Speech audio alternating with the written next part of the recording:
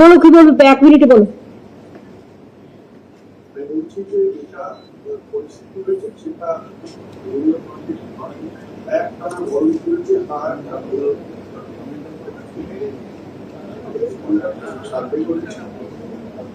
বিগত 12 বছর ধরে আমাদের দেখিয়েছে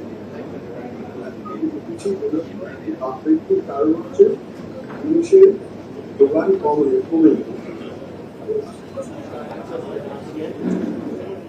এই মুহূর্তে নবান্নে বৈঠকে বসেছেন মুখ্যমন্ত্রী মমতা বন্দ্যোপাধ্যায়। কৃষি পণ্যের মূল্য পরিস্থিতি পর্যালোচনা করতে সমস্ত স্টেক হোল্ডারদের সঙ্গে বৈঠকে মুখ্যমন্ত্রী মমতা বন্দ্যোপাধ্যায়।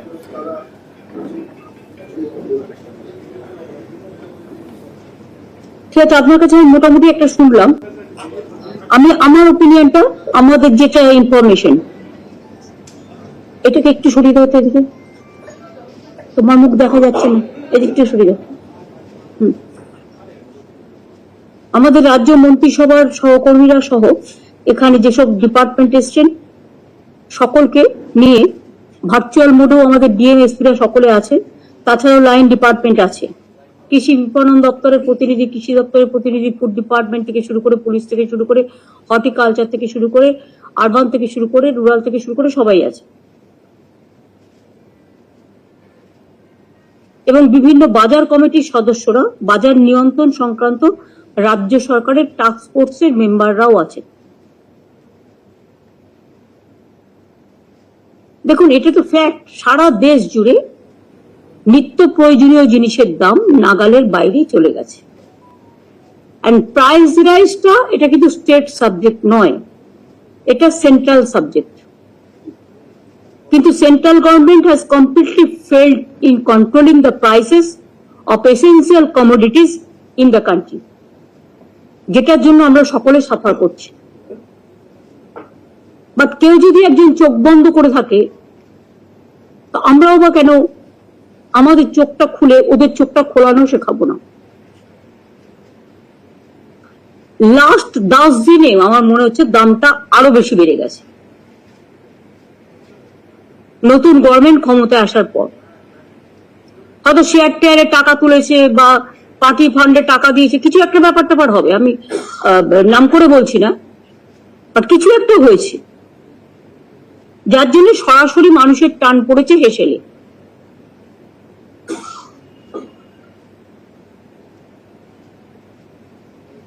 তোমরা বলছো তাপ প্রবাহের জন্য, I don't agree with this. তাপ প্রতিবারই থাকে, এখন ওয়েদার একটু ভালনারেবল আছে, একটু চেঞ্জ হচ্ছে, এখানে গরমও যেমন আছে বৃষ্টিও আছে, দুটোই আছে। আসলে 3 মাস ধরে ইলেকশন চলছে, সেই সময়টা যে যত পেরেছে কামিয়ে নিয়েছে।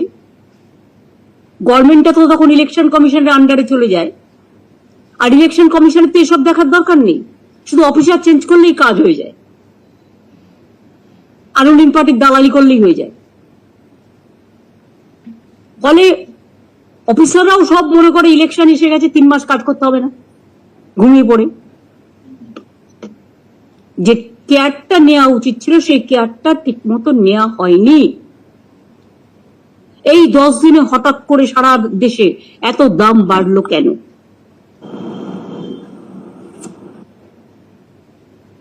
পাইকারি মালের যোগান কমে গেছে কেন? এগুলো আমার কোয়েশ্চেন। কিছু জিনিসের দাম আগের বছরের তুলনায় বেড়েছে, আলু, পেঁয়াজ, রসুন, বেগুন, লাউ, শসা, কাঁচা লঙ্কা, সবকিছু দাম। টমেটো, পটল, করলা, ভেন্ডি এর দামও আকাশ ছোঁয়া।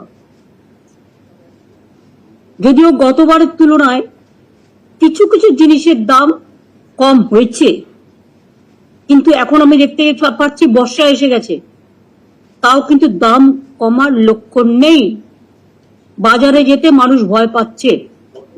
তুমি কথা কম বলো, যখন আমি মাইকে কথা বলছি তুমি শোনো আমারটা।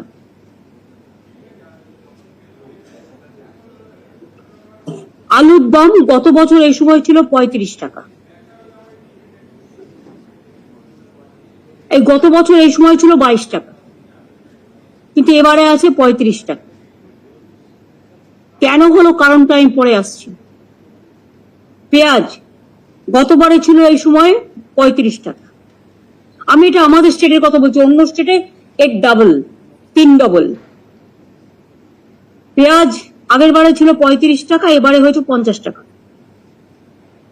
রসুন আগের বারে ছিল 200 টাকা, এবার হয়েছে 280 টাকা। বেগুন গুণ কি তার আমি জানি না, আগের বারে ছিল 120 টাকা, এবারে হয়েছে 140। লাউ আগের বারে ছিল 40, এবারে হয়েছে 50। এমনকি শশা 60 টাকা ছিল আগের বছর, এই বছর হয়েছে 75 টাকা। কাঁচা লঙ্কা আগে ছিল, গতবারের দাম ছিল 60 টাকা, এবারে হয়েছে 45 টাকা, একটু কমে আছে। ঝিঙে গতবারে ছিল 60, এবারে হয়েছে 65। টমেটো গতবারে ছিল 120, দিল্লিতেও টমেটো 100 টাকা, এখানে 80 এবারে। পটল গতবারে ছিল 55, এবার হয়েছে 35।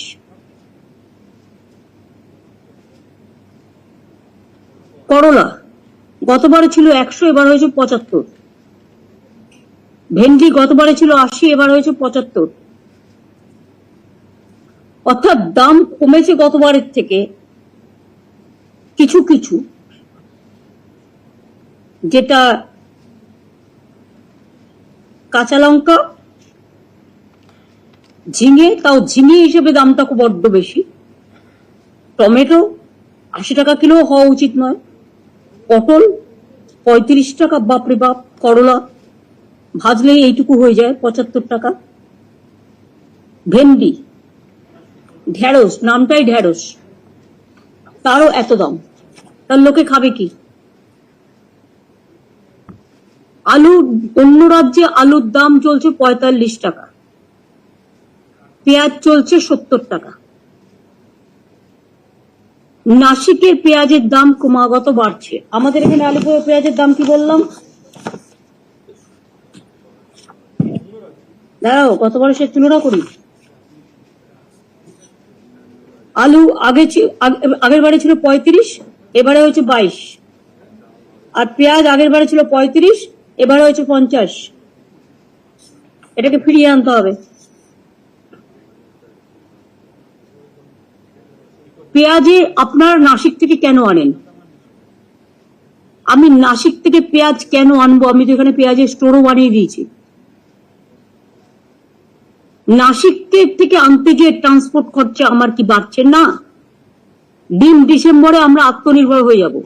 কেউ কোনোদিন একথা ভাবেনি যে আমাকে মাছ আনতে হবে অন্ধ্রপ্রদেশ থেকে, ডিম আনতে হবে হায়দ্রাবাদ থেকে, পেঁয়াজ আনতে হবে নাসিক থেকে। কেন বাংলা তৈরি করতে পারে না? আমি আপনাকে বলছি সেটার উত্তর আগে। আমাদের বাজারেও পেঁয়াজের যে দামটা হয়েছে সেটাকে কমিয়ে দিতে হবে। আগে থেকে আপনারা যদি, আমরা, আচ্ছা এবার আমি প্রথমে বলে নিই যে সুফল বাংলার থেকে আমরা অনেকগুলো আউটলেটে 10 টাকা করে কমে দিচ্ছি বাজার থেকে। আমাদের বাংলা জুড়ে মোট 468টি সুফল বাংলা আউটলেট চলছে। কলকাতা সংলগ্ন অঞ্চলে 378টি এবং জেলাতে 90টি। থেকে মানুষ আলু সহ সমস্ত সব সবজি 10 থেকে 15%, 10% থেকে 15% কম দামে পাচ্ছেন। এবার আমি যেটা বলবো সেটা হচ্ছে agri marketing department, please take proper care. নাসিকের পেঁয়াজের ওপর ভরসা না করে আপনারা আমাদের নিজস্ব সুখসাগর ভ্যারাইটি পেঁয়াজ চাষিদের কাছ থেকে অলরেডি যেটা আপনারা কিনছেন, যেটা আমরা প্রডিউস করছি, এটা আমি আসার পরেই প্রথম আমরা চালু করি বাঁকুড়া দিয়ে, এখন এটা মুর্শিদাবাদ সহ বিভিন্ন জেলায় হয়। আমরা কেন চাষিদের কাছ থেকে আরো বেশি করে কিনছি না? তাহলে চাষিরা দামটা পায়? চাষিরা দামটা পাচ্ছে না, তার কারণ আপনারা নাসিক থেকে কিনলে কি কমিশন পান? সরি টু সে, আমি জানি না। প্রদীপ দা, আপনাকে আমি বলবো এটাকে দেখতে, টেক কেয়ার করে। নাসিকের থেকে আমার কাছে নিয়ারেস্ট কোনটা? ঘরের পাশে আমার চাষিরা যেটা তৈরি করছে সেটা। আমি কেন তাদের কাছ থেকে না কিনে আমি চলে যাচ্ছি নাসিকে? ওয়াই? What for? বলো। ম্যাডাম, আমরা পূর্ব বর্ধমান, মুর্শিদাবাদ, হুগলি এইসব এলাকা থেকে ডাইরেক্টলি চাষি থেকে কিনছি। সুফল বাংলা এই মুহূর্তে কিন্তু নাসিকের অনিয়নটা কিনছে না, তার সুফল আমরা পেয়েছি, কারণ চাষির আমরা একদম বাড়ি থেকে তুলে নিয়ে আসছি কলকাতা মার্কেটে। আরো বেশি করে আনার জন্য আমি তোমাদের যেটা 100% কৃষকদের থেকে কেনার জন্য বলছি, তাহলে তুমি দেখো আগামী 10 দিনে এই দামটা যেটা বেড়েছে সেই দামটা আগের বারের দামে চলে আসবে। যখন তোমার কাছে ওয়ে আছে, তুমি ওয়েটাকে ইউটিলাইজ করছো না কেন? পেঁয়াজের জন্য তো কোল্ড স্টোরেজও করে দেওয়া হয়েছে। হুগলি, বর্ধমান, নদিয়া, মুর্শিদাবাদ খুব ভালো চাষ করে, বাঁকুড়া থেকে শুরু করে। পেঁয়াজ ওদের কাছ থেকে কিনে নাও, সুফল বাংলাতেও দাও, মার্কেটেও দিয়ে দাও। নাসিক থেকে আনার প্রবণতা বন্ধ করো। আগে তো আমরা এফসিআই থেকে চাল কিনতাম, কমিশন খেতে কেউ কেউ, এখন তো আমরা মার্কেট থেকে নিই, ফার্মারদের কাছ থেকে, কৃষকদের কাছ থেকে, যেটা রেশনে আমরা দিই। তাতে ফার্মার্সরাও লাভবান হয় আর ভালো চালটাও আমরা পাই, দুটো কাজই হয়।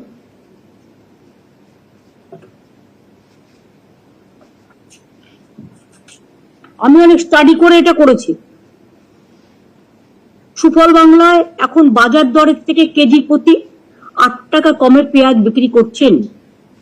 সুখসাগর বেশি করে বিক্রি করলে দাম হয়তো আরো কমানো যাবে। আমি যেটা বললাম, দ্যাট ইজ মাই প্রপোজাল। পেঁয়াজ স্টোর করার জন্য আমরা চাষিদের প্রায় 4000 পেঁয়াজ গোলা তৈরি করে দিয়েছি। সেখান থেকে আমরা নিচ্ছি না কেন? ম্যাডাম ওখান থেকে নিচ্ছি এখন যেটা কিনছি। আরো আছে, 4000 সংখ্যাটা কম নয়। পেঁয়াজ তো সেদ্ধ করে লোকে ভাত খায় না, ভাতের সাথে একটা পেঁয়াজ নেয়, বা তরকারিতে দেয়। এটা তোমাদের মাথায় রাখতে হবে।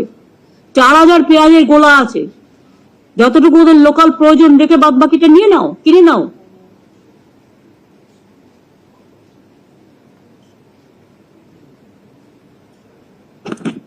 আবহাওয়ার জন্য কিছু নষ্ট হয়, নো ডাউট, কিন্তু আমরা তো কৃষকদের সঙ্গে সঙ্গে শস্য বীমা বিনা পয়সায় সবকিছুই তো আমরা করে দিয়েছি। আমরা তো রাজ্যের কৃষকদের মোট 640 কোটি টাকা শস্য বীমার জন্য ক্ষতিপূরণ দিয়েছি। যাদের সবজি নষ্ট হয়েছে তাদের 1 পয়সাও কৃষকদের দিতে হয় না। আলুকেও আমরা শস্য বীমার আওতায় নিয়ে এসেছি। আলু চাষিদের আমরা এবছরই শুধু 322 কোটি টাকার ক্ষতিপূরণ দিয়েছি। তাহলে আমার দাম বাড়বে কেন?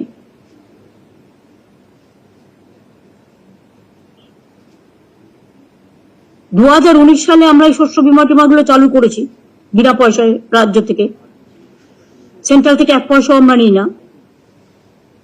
এই বাংলা শস্য বীমা প্রকল্পে 1 কোটি ক্ষতিগ্রস্ত চাষিকে, যদি 11 কোটি পপুলেশন হয় বা 10 কোটি, 1 কোটি তো ক্ষতিগ্রস্ত কৃষককে আমরা সাহায্য করেছি। কত টাকা লেগেছে জানেন আমাদের গভর্নমেন্টের জন্য? স্টেট গভর্নমেন্ট থেকে 3133 কোটি টাকা। এটা আপনাদের মনে রাখতে হবে, এটা একটা বড় কাজ। কেন দিয়েছি? যে ওরা ভালো করে তৈরি করুক, বাজারে লোক যাতে সস্তায় পায়। কিন্তু ফলটা যদি উল্টো হয় কিছু দালালের জন্য, কিছু মুনাফাখোরের জন্য, আমি সেটা কিছুতেই করতে দেবো না। দেখুন, চাষিরা কেজি প্রতি 15 টাকা বেশি দাম পায়নি আলু, কিন্তু বিক্রি হচ্ছে 35 টাকা 40 টাকা। পুলিশকে আমি বলবো, এনফোর্সমেন্ট ব্রাঞ্চ, পুলিশ বাজারগুলো আবার কিন্তু যেরকম আমরা করতাম ভিজিলেন্স দিয়ে গিয়ে দেখা, ওগুলো করতে হবে। আমার মনে হয় বেশি মুনাফার লোভে ও কিছু লোক আছে না, ভীষণ লোভী হয়ে গেছে, আরো চাই আরো চাই। ফলে এর পেছনে কৃত্রিম একটা চাহিদা তৈরি করা হয়। যেমন দেখবেন, বেশি পাঠা বিক্রি করবে বলে মুরগির রোগ হয়েছে রুটিয়ে দেওয়া হয়, ফলে লোকে ভয় মুরগি খায় না, তখন পাঠাটা বেশি বিক্রি হয়। আবার পাঠার রোগ হয়েছে বলে মুরগিটা বিক্রি হয়, এসব নানা রকম চক্র কাজ করে, বড় চক্র, এদের চোখে দেখা যায় না, বাট মাস্টার পিস অফ, এটাকে দেখে রাখাই তো আমাদের কাজ। বড় ব্যবসায়ীরা কোল্ড স্টোরেজে আলু আটকে রেখে দেয়। আমার এখনো 45 লাখ মেট্রিক টন আলু কোল্ড স্টোরেজে পড়ে আছে। নতুন আলু আবার কবে উঠবে? নভেম্বর ডিসেম্বরে, জানুয়ারিতে, এখন পেঁচিয়ে গেছে।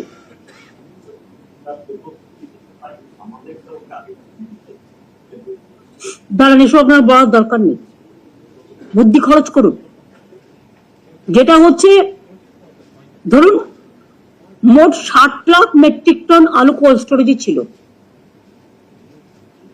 সেখান থেকে বেরিয়েছে 15 লাখ মেট্রিক টন। দাঁড়ান, 45 লক্ষ মেট্রিক টন এখনো ধরে রেখে দিয়েছে। কেন? আপনারা এক্সটেনশন দেবেন না বারবার, 25% রেখে দেবেন আপ টু জানুয়ারি চালাবার জন্য, কিন্তু বাদ বাকিটা বের করুন কোল্ড স্টোরেজের আলু, ছেড়ে দিন মার্কেটে, পুরোটা একসাথে ছাড়বেন না। 45 লাখ মেট্রিক টন যেটা আছে, আপনি যদি, এটা কি মাস? জুলাই মাস, জুলাইয়ের 9 তারিখ, আমি জুলাই থেকে ধরছি, July, August, September, October, November, December, 6 মাস। আপনি যদি 25% রেখেও আপনি যদি 20% যদি করেন, 5 লাখ করে আপনি তুলুন, আপনার লাগে 6 লাখ মতো মাসে।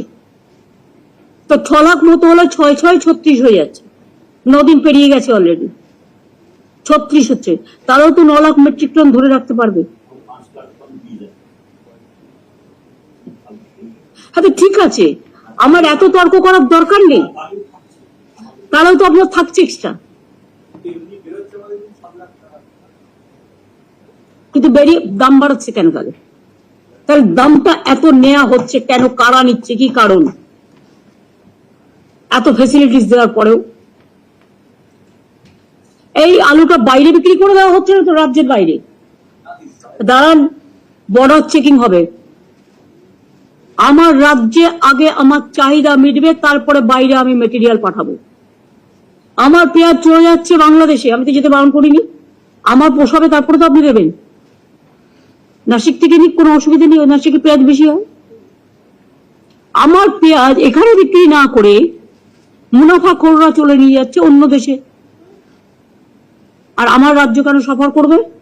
এটা কি আমার দায়িত্ব দেখার, না এগ্রিকালচার মিনিস্ট্রির দেখার দরকার?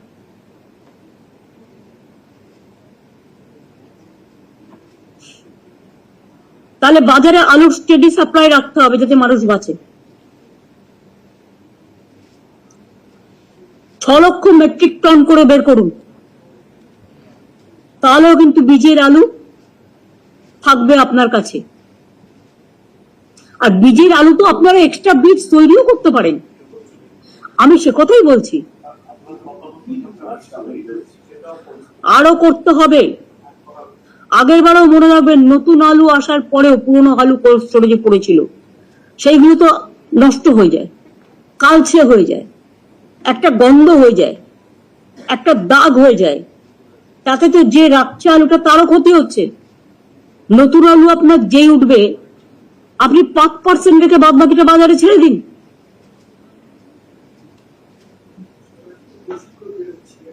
ভাই ভাই দামটা কেন বাড়লো? কেউ দেখার ছিল না?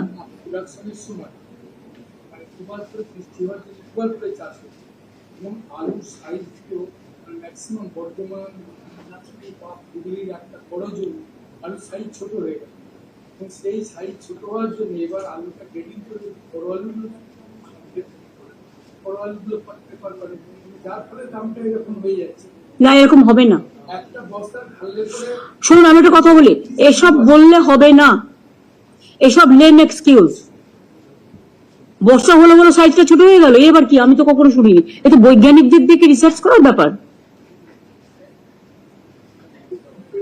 চাষিরা যাচ্ছেন আলুটা অনেক বেশি পেয়েছে, চাষিরা দাম পাক, চাষির আলু আমি কিনি, আমি সেই সুযোগ দেবো। চাষিদের কোনো ক্ষতি হোক, এটা আমরা কখনো, এই জন্যই তো 3,000 3,500 কোটি টাকা খরচ করেছি। আপনাকে বুঝতে হবে মুনাফা করারও তো একটা লিমিট থাকবে। এমনকি এমন সবজি কখনো পুলিশ আটকায় না, সবজি মাছ তার গাড়ি ছেড়ে দেয়। এমনকি আগে রাস্তায় রাস্তায় যে সবজি গাড়িগুলোতে ট্যাক্স নেওয়া হতো সেগুলো বন্ধ করে দেওয়া হয়েছে। এত কিছু স্টেপ নেওয়ার পরেও আপনারা যদি পথ না দেখায়, পথটা কে দেখাবে? হোর্ডিং করছে কারা, খোঁজ রাখুন। এটা এসটিএফ, সিআইডি, ইডি মানে এনফোর্সমেন্ট ব্রাঞ্চ, আইবি এটার উপরে নজরদারি করবে। এই সুযোগে কেউ কিন্তু টাকা নেবে না কারো কাছ থেকে, এটা আমি অ্যালার্ট করে দিলাম ডিএমএসপি দের। মনে রাখবেন আমরা কাজটা করছি মানুষের জন্য। আমি যদি কোথাও শুনতে পাই এই জন্য কারো কাছে কোনো এক্সটর্শন করা হয়েছে, সে যেই হোক তার বিরুদ্ধে অ্যাকশন নেওয়া হবে।